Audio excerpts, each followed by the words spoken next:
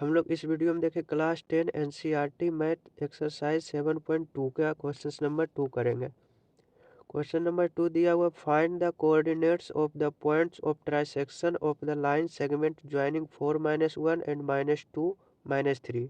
देखो ये दो पॉइंट है 4-1 और -2 -3 को एक लाइन सेगमेंट ज्वाइन कर रहा है और हमसे पूछ रहा है find the coordinate of the point of trisection. तीन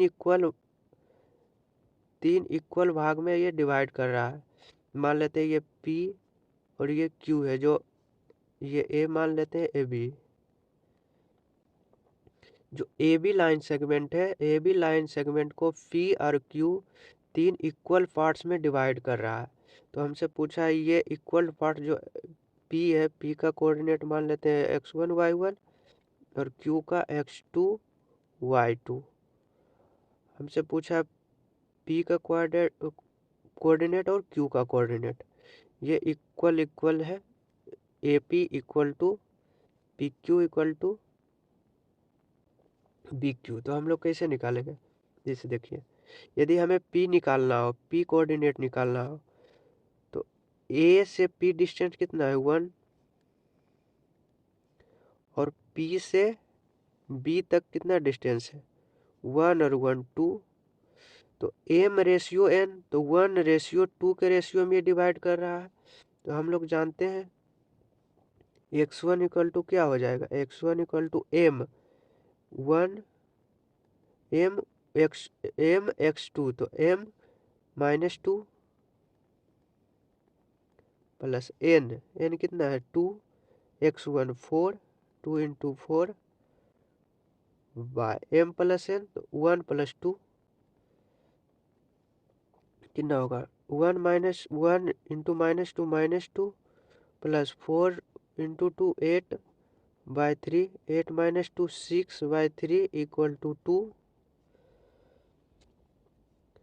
और y1 क्या हो जाएगा, y1 1 × -3 हम लोग पढ़े थे M × y2। जब ये x1 y1 और ये x2 y2 रहता था और ये M रेशियो N में डिवाइड करता था, हम लोग क्या पढ़े थे M × y2, तो 1 × -3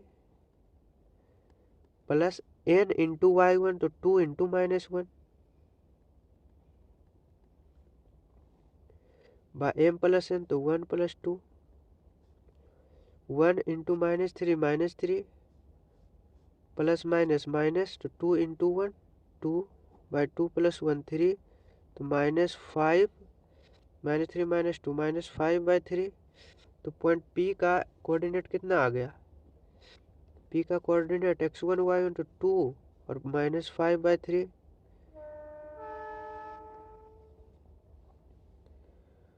उसी तरह से पॉइंट P का कोऑर्डिनेट कैसे निकालेंगे, देखिए पॉइंट P का कोऑर्डिनेट आ गया, ये पॉइंट P का कोऑर्डिनेट आ गया और हमें पॉइंट Q का कोऑर्डिनेट निकालना है। तो हम लोग कह सकते हैं ये 1:1, ये मिड पॉइंट का फॉर्मूला लग जाएगा। देखो कोई भी दो पॉइंट P और B को मिलाने वाली line segment Q two equal parts में डिवाइड कर रहा है, तो Q का कोऑर्डिनेट क्या होगा, x2 = x1 plus x2/2 y1 plus -3/2 होगा। ऐसे कर लो, या फिर यदि आप 1:2 में करना चाहते हो तो आप ऐसे कर लो। यदि Q का कोऑर्डिनेट निकालना चाहते हो, Q का कोऑर्डिनेट निकालना चाहते हो, तो AP का डिस्टेंस कितना है, AP का ये AP डिस्टेंस कितना है 2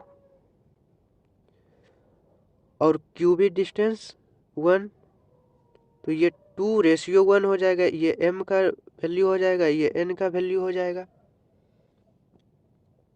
तो हम लोग कैसे कर सकते हैं, Q का पॉइंट Q का x2 इक्वल टू क्या हो जाएगा M × x2 यदि ये x1 y1 ये x2 y2 रहता था और ये M रेशियो N रहता था, तो x का कोऑर्डिनेट क्या होता था M × x2, तो 2 × -2 प्लस 1 × 4 अपॉन 2 + 1 3 y2 कोऑर्डिनेट क्या होगा, 2 into -3 plus 1 into -1 upon 2 plus 1 3।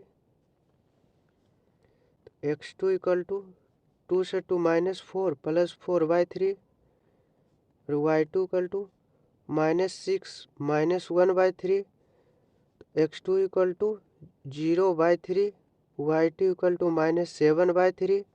तो x2 कितना हो जाएगा, x2 इक्वल टू 0 और y2 इक्वल टू -3। तो पॉइंट Q का कोऑर्डिनेट कितना हो गया, 0 और -7 3। यही हमसे पूछ रहा था, find the coordinate of the point of trisection. Coordinate of the point of trisection,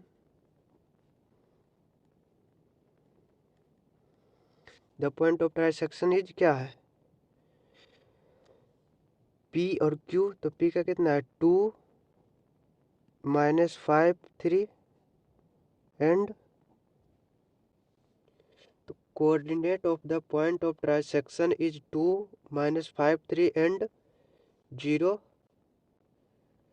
-7/3।